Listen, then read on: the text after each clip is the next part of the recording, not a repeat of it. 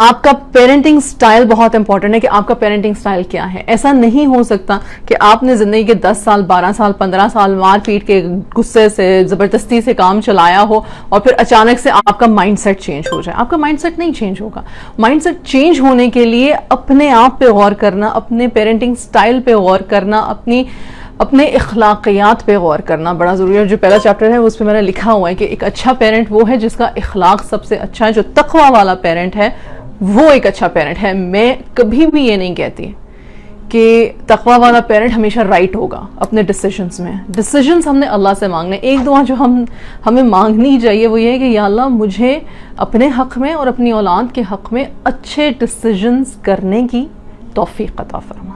یا اللہ اور عاجزی کے ساتھ کہ اللہ مجھے نہیں پتا, مجھے پتا ہونے کے باوجود بھی میں کہتی ہوں کہ مجھے نہیں پتا, مجھے نہیں سمجھ, مجھے وہ نہیں دکھتا یا رب یا سمیع یا علیم یا حکیم یا کریم جو آپ کو دکھتا ہے. رائٹ, جو رب کو دکھتا ہے وہ ہمیں تو نہیں دکھتا. غیب کا علم تو نہیں ہے ہمیں, اور غیب میں آگے آنے والے کل میں کیا ہونے والا ہے ہمیں یہ بھی نہیں پتا. تو یا رب مجھ سے وہ کام لے لے میرے اپنے حق میں اور میری اولاد کے حق میں جو ہماری دنیا اور آخرت کے لیے بہترین ہو, جس سے تو ہم سے راضی ہو جائے. اس کو کہتے ہیں التقوی لیونگ پیرنٹ. یہ ایک ڈیفینیشن ہو گئی.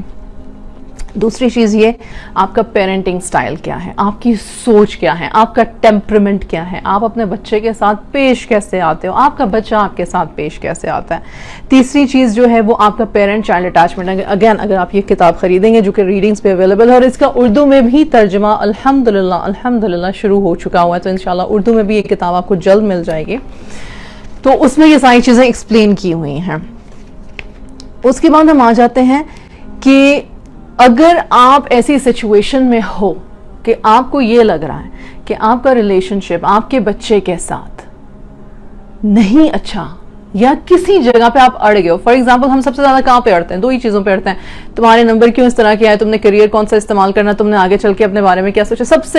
سب سے سارے پیرنٹس کا بلینکٹ اسٹیٹمنٹ, تم نے اپنے فیوچر کے بارے میں کیا سوچا. ایک 18 سال کا 19 سال کا بچہ یا بچی جو آج کل جس کو یہی نہیں پتا کہ مطلب جس کو آپ نے اس کو ایڈریس کر لینا چاہیے, جس کو ہم نے, آپ نہیں بولوں گے, ہم نے جس کو انڈیپینڈنس نہیں دی, صرف ڈانٹا ہی ہے کہ اپنا کمرہ صاف کر لو اور اپنے گریڈ اچھے لے اور اپنے دوست اچھے بنا لو, اور ہر وقت ہم صرف ایک بحث موڈ میں رہتے ہیں, جس کو اگر تھوڑا سا لیوے دیا جائے, اگر ہم تھوڑا سا صبر کر لیں. نہیں, ایکچولی ہمیں بہت زیادہ صبر کرنے کی ضرورت ہے, کیونکہ ہماری جیسے مجھے تیز بولنے کی عادت ہے ویسے ہی ہماری ایموشنز میں بڑی جلد بازی ہے.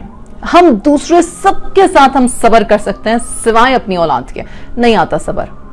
تو میری اولاد ہو, تمہیں تو یہ پتا ہونا چاہیے تھا. کیسے پتا ہونا چاہیے تھا؟ کیونکہ تم مجھے آبزرو کر رہے ہو. تو پھر میرا سوال یہ ہوتا ہے کہ کیا واقعی میں بچے ہمیں آبزرو کر رہے ہیں, یا ہمارے بچے ہم سے چھپتے پھرتے ہیں, یا ہمارے بچے ہم سے جان چھڑاتے پھرتے ہیں کیونکہ ہم ہر وقت لیکچر موڈ میں ہوتے ہیں. خیر, تو ہمیں بہت صبر اور پیشنس سے اگر ہم اپنے بچوں کو تھوڑی سی انڈیپینڈنس کی توفیق دے دیں, اپنے آپ کو بھی اور ان کو بھی, کہ ہم ان کو لیوے دے دیں کہ وہ 6 غلطیاں کرنے کے بعد 2 اچھی باتیں کریں اور ہمارا فوکس ان 2 اچھی باتوں پر ہو. اگین یہ پیرنٹنگ مائنڈ سیٹ کی تبدیلی ہے جو آسانی سے نہیں آتی, لیکن کرنے والے کرتے ہیں اور بہت سکون کی زندگی بھی گزارتے ہیں انشاءاللہ تعالی. تو اس کے بعد پھر آپ کو پتہ چلے گا کہ بھئی آپ کا بچہ سوچ سکتا ہے, آپ کا بچے کے کچھ خیال ہیں. ہمیں ہمیشہ حیرانی اس بات پہ ہوتی ہے کہ تم نے یہ سوچ کیسے لیا.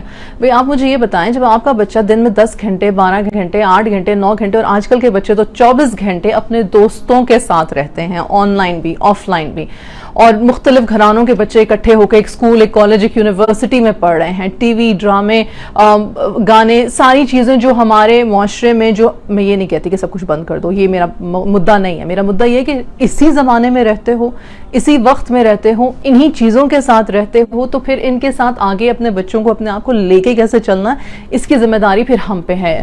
ہر وقت ہر کسی کو بلیم کرنے سے مسئلے ختم نہیں ہوتے. تو جب ہمیں یہ پتہ ہی نہیں کہ ہمارے بچے انفلوئنس کس چیز سے ہو رہے ہیں, اور اگر ہمیں پتہ چل جائے, کیونکہ میں نے ایسے پیرنٹس کے ساتھ بھی کام کیا ہے جن کو پتہ تھا کہ میرے بچہ جو یا میری بچی جو ہے یہ اس دوست سے ایسے انفلوئنس ہو رہا ہے, اور میں اب ان کی دوستی ختم کروانا چاہتی ہوں یا کروانا چاہتا ہوں, پر اب مجھے ڈر لگ رہا ہے, اگین کانفیڈنس, اب مجھے ڈر لگ رہا ہے کہ میں اپنے بچے کو کیسے کہوں کہ تم یہ دوست چھوڑ دو. میرا سب سے پہلا سوال ہوتا ہے کیا آپ اس کا اسکول چینج کرا رہے ہو؟ نہیں. کیا آپ اس کی یونیورسٹی چینج کرا رہے ہو؟ کیا نہیں. کیا آپ اس کا ملک چینج کرا رہے ہو؟ نہیں. کیا وہ آن لائن مطلب کہ آپ کے کہنے پہ لوگوں کو بلاک کر دے گا؟ نہیں.